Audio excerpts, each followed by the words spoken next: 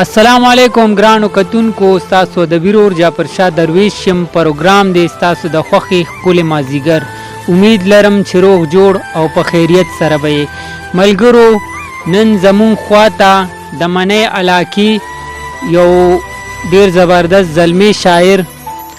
شاکر خټک صاحب راغلی دی په دې امید سره چې زمونږ د پاڼې نه خپل شعرونه تاسو سره شریک کړي نو راځئ چې میله وشو ورته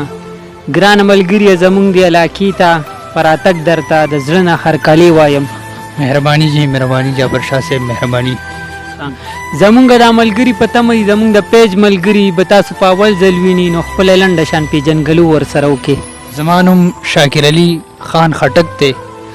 او د پلار نوم مې محمد علي دی خو بهرحال لکه خپله دنیایي ژوند چې کوم دی نو لکه زما خپله 12 مې تعلیم دی او مناهي علاقې سره تعلق ساتو نو ملګري په تمه دي غواړم چې شعرونه درنه ریکارډ کړم یاره جی بس فلحال خو چې زما سره خپل ځاني د زړه په تخته سم وي اب زه لکه تاسو ته دغه کومه غزل دی چې دوه لعلونه وایي دوه لعلونه ملغلرې مور و پلار دي قدرمن په هغه چا دي چې هوښیار دي چې د نن نه تر سبا رغېږي نه جوړې تا وهلې ژبې په ګزار دي او د څو ورځو مېلمانې دې رخصتېږي د څو ورځو مېلمانې دې رخصتېږي شاکر وایي خدمتونه یې پکار دي ډېر ښه دی نور راسره څه شریک کې دا ګرانې متعلق زمونږ په وطن کې د غریب سړي ژوند ګران دی او چرته چې میله وي په کباړ مکار روان دی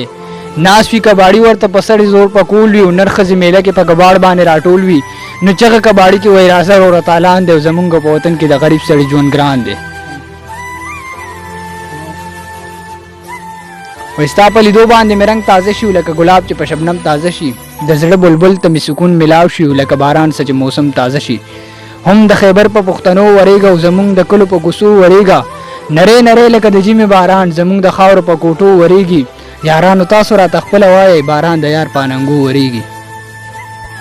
ډېر ښه ډېر ښکلی د ملګرو سره څه میسج څه پیغام شریک کول غواړې یاره جي بس زه خو یم چې لکه کلام چې مثال مونږ 15 وخته مونځ کوو نو لکه بهتره خدا چې مونږ لکه ټول مسلمانان یادو خاص کر رنځوران بیماران او بهرحال لکه مونږ چې کله دعا غواړو د الله رب العزت نه دی پوره امت مسلمې دپاره غواړو دا نه چې لکه مثال مونږ دعا غواړو یو ځان دپاره غواړو لکه کم از کم مثال که هغه مونږ پوجیان وروڼه دي که هغه مثال نور داسې څه خلک داسې وي خاص کر لکه د حالات مطابق لکه نن سبا چې پاکستان کې روان دي نو کم از کم لکه مونږ یو چې خاص کر هر چاته لکه دا دغه چې مسلمان ته به طور چې یاره دا دغه چې لکه مثال مونږ دعا کله کوو نو د ټول امت مسلمې دپاره کوو دا به لکه زما یو دغه درخواست وي د خلکو ته ملګرو یقینا چې زمونږ د ملګري دا ساده شعرونه به ستاسو خوښ شوي وي دې سره جعفر شاه درویش تاسو نه اجازت غواړم ها د آباد بریالي اوسئ د الله په امان